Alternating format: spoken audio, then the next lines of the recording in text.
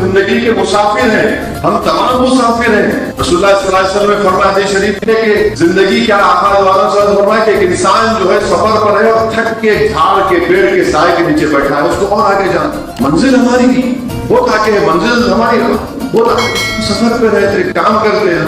میں بھی بیٹھ لا کے بیٹھے ہو گیا کیسا ہوں گا کام کرنا، جب تک اللہ مجھے عزت دیا، دولت دیا، مقام دیا، بولنے کا تھوڑا سلیقہ دیا، اکبر الدین اویسی کی طرح نہیں بول سکتا اور اپنے سٹائل میں بولتے ہیں۔ تو یہ سب اللہ کی طرف سے ایک نعمت ہے نا۔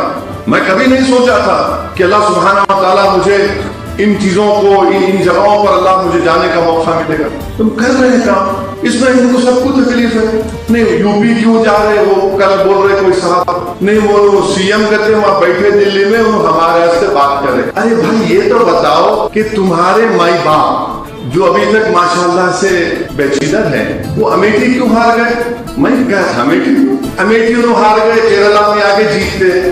ارے ان کا غصہ ان پہ نکالو نا، تم ہار رہے ہر جگہ پہ، نہیں یوں کیوں جا رہے، کیوں نہیں جاؤں گا میں، مجلس جائیں گی اور آپ کو اندازہ نہیں ہے، اللہ میرے جذبات کو جانتا ہے کہ میں ہندوستان کے بھارت کے کسی کونے میں اپنی جماعت کے پرچم کو دیکھتا ہوں تو آنکھ میں آنسو آ جاتے کہ اللہ تو یہاں تک پہنچا دیا۔